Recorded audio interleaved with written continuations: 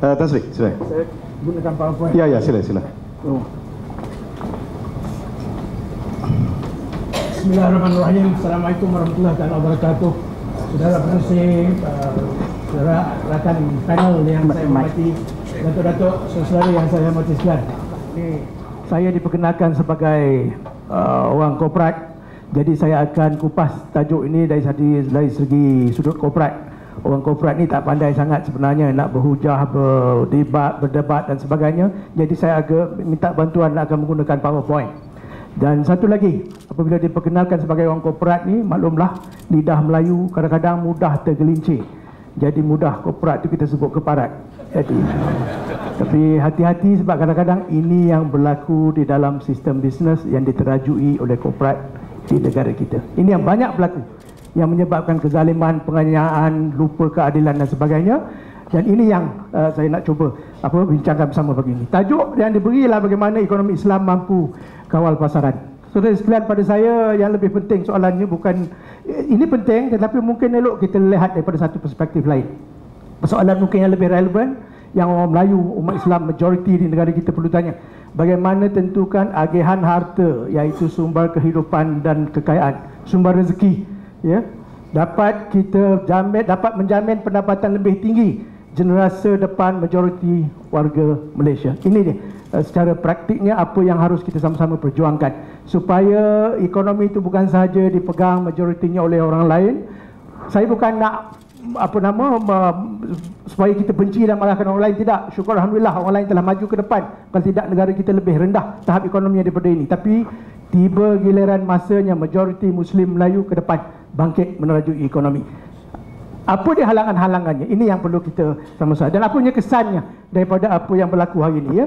Jadi kita perlu ada reformasi agihan hak milik harta supaya lebih adil, dan penting laksana strategi jangka panjang serta merta. Maknanya tuan-tuan dan puan-puan sekalian, hari ini kerajaan banyak adakan dasar serta merta nak menyelesaikan masalah inflasi, kos sara hidup, BRIM itu, BRIM ini dan sebagainya, subsidi dan sebagainya. Saya bukan anti itu semua, jalan, tapi tak boleh itu saya dapat menyelesaikan cabaran jangka panjang yang kita hadapi.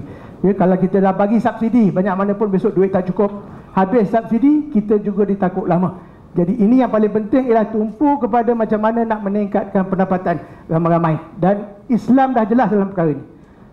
9/10 sumber rezeki katanya Islam datang daripada bisnes dan perniagaan. Satu sunnah Rasulullah SAW, bisnes dan perniagaan. Jadi di situ hari ini realiti kenaikan kos kita perhatikan.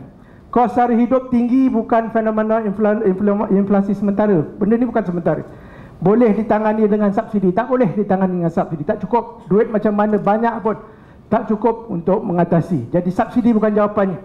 Dia satu realiti ekonomi global hari, dan jejas malangnya hari ini, bahayanya inflasi ni bukan baru.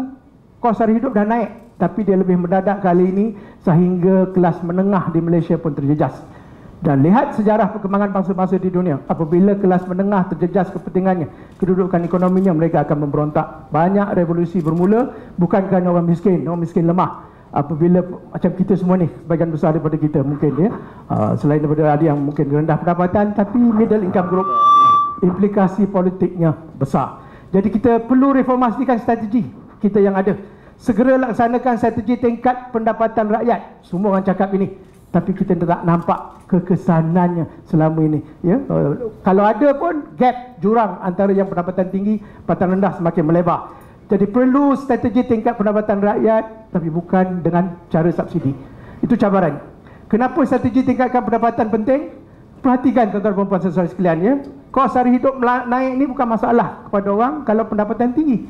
Orang yang pendapatan tinggi dia terjejas sedikit tapi tidak bimbang. Kita ni yang ramai yang bimbang sebab kita sederhana, rendah. Jadi jawapannya kena cari jalan, apa pun kena cari jalan macam mana nak naikkan pendapatan kita ramai-ramai supaya naik lebih daripada apa yang ada. Bina institusi berupaya berterusan jana pendapatan tinggi untuk generasi muda. Ini penting. Hari ini tidak kelihatan, tak ada institusi. Kita harapkan swasta saja. Saya setuju, Islam bukan henti pasaran, bukan henti kekayaan dan sebagainya, ya.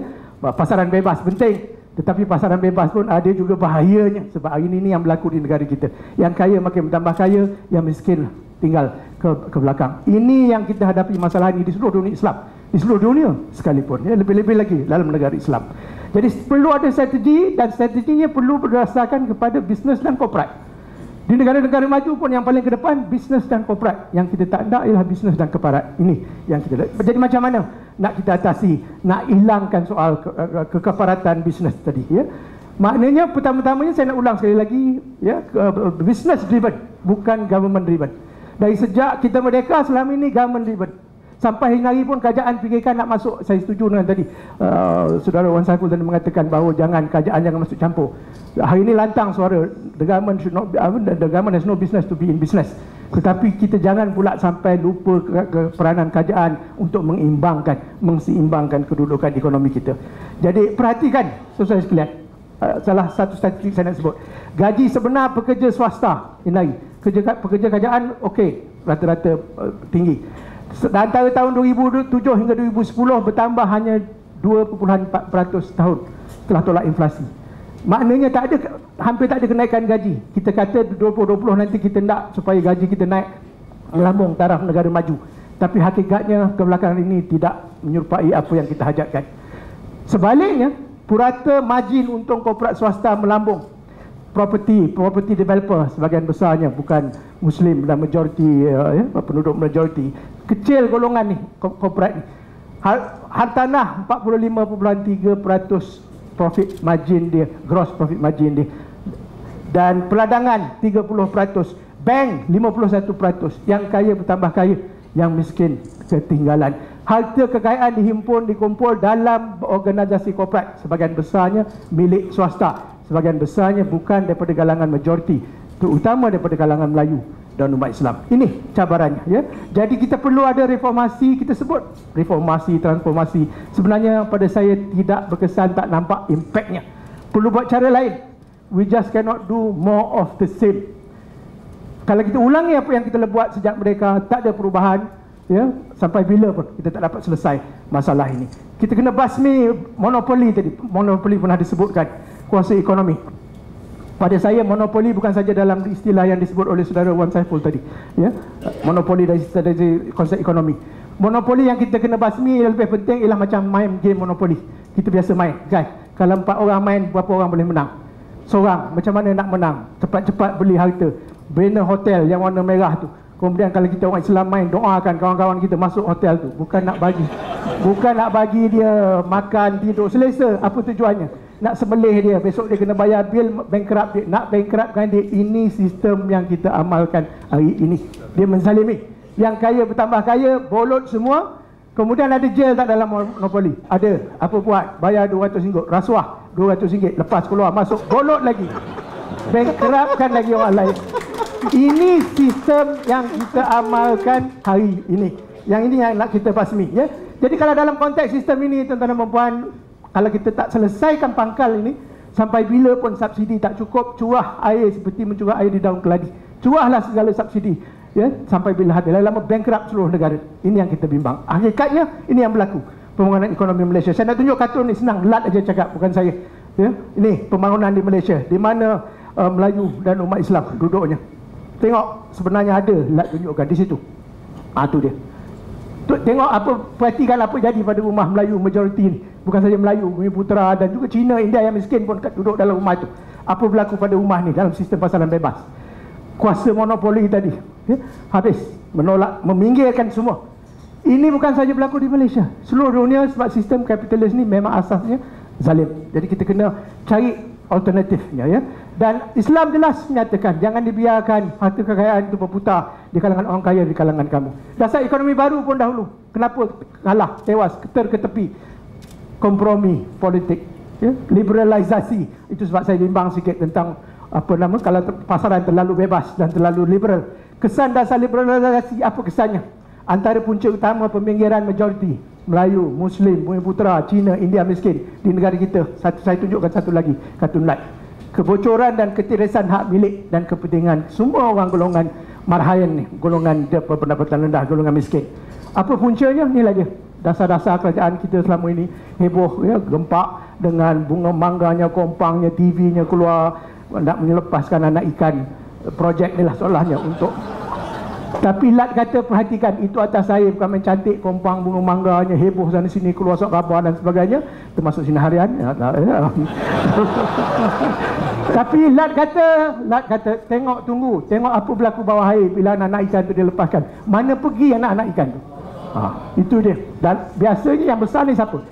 Gergasi-gergasi korporat, orang yang dah kaya, yang nak bolot semua, dan termasuk multinational corporation dan sebagainya. Puncanya dasar penswastaan, liberalisasi ekonomi, korupsi, kompromi ini, dan ini perlu kita ubah. Kalau tak, tapi saya tak nampak perubahan yang nyata. Sebut kita kesana kemari sebut reformasi, transformasi, tapi apa benda yang C-nya antara C yang saya sebutkan sini mungkin korupsi, kompromi yang lebih kuat. Dan ini menyebabkan berlakunya revolusi di Mesir. Kenapa orang marahkan Mubarak? Saudara sekalian perhatikan di negara kita pun ramai Mubarak. Siapa dia Mubarak? Mubarak Malaysia, ya? Ini dia Mubarak Malaysia.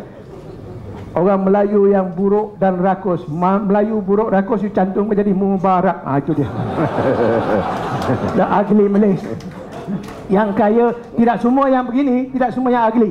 Ada yang betul-betul nak menyumbang dan sebagainya. Tapi sebagian besarnya bila dia lupa daratan, lupa Islam, lupa pegangan hidup kepada agama, lupa bahawa harta itu amanah, ini yang menyebabkan mereka jadi Mubarak yang merosakkan, ya? Jadi reformasi jangka panjang penting. Bukan anjurkan jihad menentang orang tengah. Baru-baru ni kita dengar keluar surat khabar, headline, ya? Tentang jihad menentang orang tengah. Saya tak setuju yang itu satu jihad yang wajar kita ini, ya? Jihad perangi rakus korupsi mungkin saya rasa boleh lebih penting daripada jihad menentang orang tengah. Sebab orang Melayu ni kita nak galakkan jadi ahli bisnes. Sebagian besar daripada mereka boleh berjaya bisnes jadi orang tengah. Jadi kalau, ya, bukan orang tengah yang disalahkan, kita nak pancung semua orang tengah dan sebagainya. Yang perlu diperangi ialah rakus, korupsi dan kerosakan di muka bumi yang berlaku atas sebab korporat-korporat keparat tadi. Yang kini yang lah kita jaga. Galakkan dan pemudah ahli bisnes PKS yang kecil-kecil ni berkembang. Serah amanah bisnes kepada entrepreneur yang paling ahli, Islam kata. Kalau tak diserahkan amanah, pertama-tamanya harta kekayaan ini amanah, serah milik Allah Subhanahu Wa Taala, dan apa kita amanahkan kepada kita. Kalau tak diserahkan pada yang ahli, Islam kata tunggu saja kehancuran dan kebinasaan. Jadikan GLC banyak lagi, 30% atau lebih daripada pasaran market capitalization di Malaysia dipegang oleh GLC. Kuat GLC kita, jangan diswastakan. Pada pandangan saya sendiri pernah mengetuai sebuah GLC dahulu, dan saya yakin penuh bahawa kita boleh dibela oleh kepentingan GLC kalau garisannya betul, ya. Jangan dibiarkan pula GLC makan orang lain. Jadikan GLC institusi amanah, jayakan entrepreneur, galakkan pembangunan usahawan dan sebagainya, mulakan kenaikan gaji pekerja-pekerja dalam sektor swasta dan sebagainya melalui GLC. Jihad perangi monopoli tadi, basmikan, ubah, transformasi dan reformasikan sistem, bukan dengan kerajaan mengendalikan teraju GLC, beri mereka kebebasan, dan lebih baik lagi bebaskan mereka. Jadi perkasakan umat. Antara pertimbangan utama saya dah sebut tadi, bisnes 90 sumber rezeki. Cara kita nak mengatasi masalah Melayu Bumi Putera Islam, bisnes 90-10. Ringkasnya seolah kalau ada 10 anak, 9 masuk bisnes, 1 makan gaji. Guna strategi bisnes. Elak cara greed driven. Hari ini sistem ini greed driven. Orang yang paling tamak, paling rakus, paling berjaya malangnya dalam sistem kapitalis ini. Saya bukan nak tuduh di Malaysia saja, seluruh dunia, ya. Usaha ikut monopoli saya sebutkan tadi, bangun korporat adil seperti disebut oleh Dato' Asri tadi. Institusikan amanah, cari jalan. Amanah inilah dia yang membezakan sistem Islam dengan sistem bukan Islam. Harta kekayaan itu milik Allah Subhanahu Wa Taala, kita khalifah, diamanahkan untuk mengendalikannya. Jadi strategi utama telah lama kita perjuangkan, saya dan rakan-rakan dalam Dewan Perdagangan Islam Malaysia. Jadikan bisnes itu satu perjuangan jihad, bukan jahat. Dan bina wakaf korporat. Ada institusinya yang telah disediakan oleh Islam sejak dah berapa lama. Ketengahkan. Hari ini wakaf kita kenal sebagai tempat wakaf orang Melayu kata untuk mati. Tanah kubur, masjid, bukan salah, tapi aplikasikan ke dalam sektor bisnes. Bayangkan kalau semua cakap-cakap besar ni milik wakaf, ada bahagian kita masing-masing, ada hak orang lain yang miskin ke atasnya, dan ada pembahagiannya juga untuk kebajikan dan sebagainya. Fokus hartanah yang membuatkan orang kaya bertambah kaya. Ada yang beli tanah dulu, atuk nenek dia beli 30 sen sekaki persegi, nari dah berapa ribu sekaki persegi. Itu yang membuatkan mereka mudah kaya, bukan kerana kehandalan bisnes mereka, tak mestinya. Saham syarikat-syarikat PLC, public listed yang strategik tu pegang oleh wakaf, jangan dibiarkan individu saja yang pegang dan sebagainya. Rapatkan jurang harta. Jadi barui sistem, ubah supaya jangan terlalu shareholder centric, jadikan dia supaya community centric. Islam menganjurkan kita menjadi umat ijtimai, institusi ijtimai, umat jamaah. Kena diutamakan, bukan individu, nafsi. Ini yang penting. Dahulukan rakyat, bukan swasta korporat. Ini satu yang perlu kita sama-sama renungkan dan sebagainya. Jadi keutamaan perkasakan ekonomi umat Islam, GLC, wakaf korporat, harta sebagai amanah. Kesimpulannya tuan-tuan dan puan-puan, berhentikan bocor hak milik, tolak ke tepi, hentikan perswastaan. Tak silap saya, hari ini dasar perswastaan masih terus diamalkan. Guna strategi institusi, GLC, wakaf korporat, koperasi, presiden koperasi perangkasa berada di sini. Alhamdulillah. Usahawan swasta Muslim, gabungkan tenaga, rapatkan barisan, bina saf, bina bunyan saf, bunyanun malsus, seperti kata surah Al-Saf, ya, Al-Quran menggalakkan kita. Terajui ekonomi Malaysia. Satu hari nanti adakan strategi 20 tahun, 30 tahun, 100 tahun pun tak apa. Akhirnya sampai 70% equity dipegang oleh majoriti, iaitu warga negara miskin. Ini yang kita nak, walaupun makan masa. Ya, sekejap je, satu dua. Jana pendapatan, buka bisnes untuk semua, 30% untuk, jadi last 2 slide aja, saudara Musi, maaf saya tahu saya makan ni. Imagine, bayangkan, fikirkan, renungkan, GLC diwakafkan.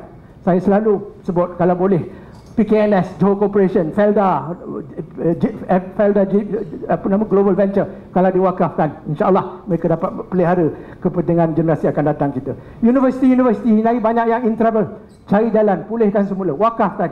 Bank wakaf, DPIM sedia bina bank wakaf kalau ada. Sama-sama kita nak jayakan bersama. Bayangkan kalau bank-bank diwakafkan. PLC yang strategik, air ni yang kita heboh, ya, tenaga, Petronas misalnya kalau diwakafkan, bayangkan. Last sekali, sebagai pengurusi, imagine sistem ekonomi negara diterajui wakaf korporat. Ubah sistem. Hari ini semuanya greed driven. Bayangkan situasi di mana kalau insya-Allah, mudah-mudahan satu hari nanti 20 tahun, 30 tahun, 100 tahun, 200 tahun pun wakaf driven economic system, bukan greed driven economic system. Saya mohon maaf kalau mengambil masa sedikit lebih. Assalamualaikum warahmatullahi wabarakatuh.